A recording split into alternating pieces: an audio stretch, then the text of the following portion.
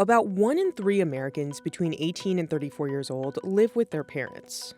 And while you may have heard more about this recently, this trend isn't new. Between 2005 and 2015, the share just grew very steeply over this 10-year period. Since then, it's been fairly stable. There was an uptick, of course, during the pandemic. In the wake of the pandemic, those rates of parental co-residence are now about where they were right before. Part of the reason we see this escalation of young adults not leaving the nest or returning to the nest is this idea that it was harder and harder for them to weather shocks. Nearly 30% of Gen Z said they would like to save, but don't make enough money. And roughly 2 in 5 millennials and Gen Z adults feel it's harder to build financial wealth now than when their parents were their age because of the economy. 27-year-old Victoria Franklin has been living with her mother in New Jersey since she graduated college in 2019. I saw all of the money that I was saving, and I thought, maybe I should stay home for a little bit, and I didn't feel an urgency to move out. Not everyone is enthusiastic about this trend.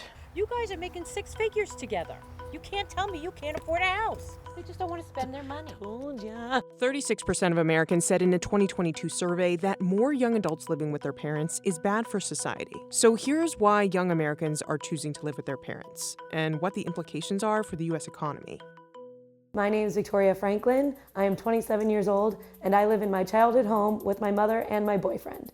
Victoria graduated from the University of Miami in 2019 and moved in with her mom when she was looking for a job.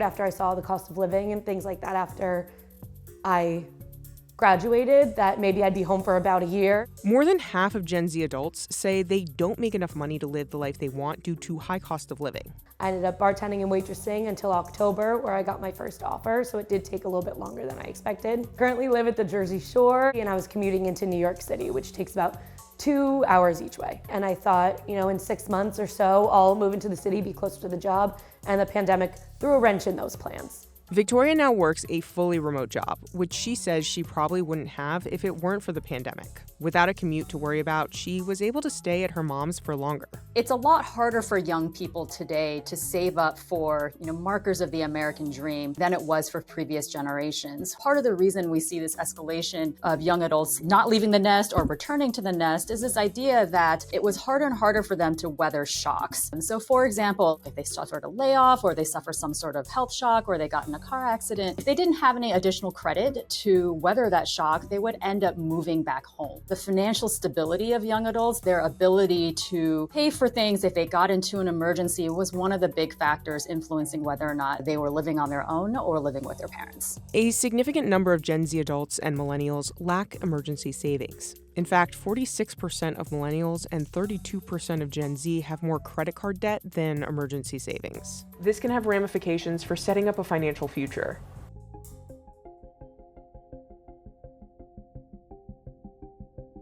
Roughly 1 in 4 Gen Z adults say housing costs are one of the biggest challenges to financial success. The prices of homes has escalated over the last few decades much faster than actual incomes. So it is actually much harder for a millennial or a Gen Z to save up for a down payment to buy a home. And that's something that bears out in the data. The pandemic did have a lot to do with it. I saw how much I was saving, and I was like, maybe I shouldn't be paying, upwards of $3,000 a month and making somebody else richer when I could stay at home, save that money, and spend it on where I want to spend it. Between my job and my bartending and waitressing, I make anywhere from $85,000 to $95,000 a year.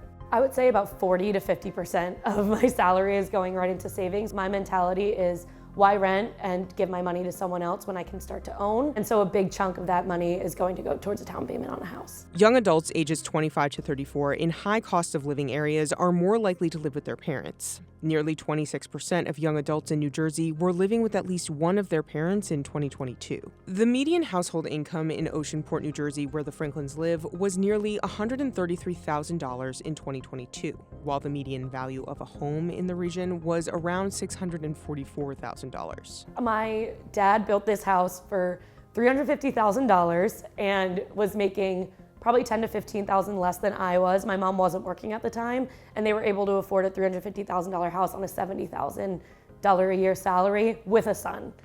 And that's not even the American dream anymore. That's not even possible. My aunt, who I fight with all the time, is always saying how you have to give somewhere, right? And my cousin said something to her the other day and said, We're giving everywhere. We don't get property. We don't get good school systems. Whatever we're trading off is too much to trade off. Victoria had brought up some conflict with her aunt a few times. Oh, this is my Aunt Judy. So I asked Aunt Judy to come on over and talk to us. I talked about how much we fight about millennials, yes, but millennials living at home, and how you always say, well, you have to sacrifice something, but how much we're sacrificing. Like, we don't get like a big property, or we don't get like a nice house, or it's not in a good school system.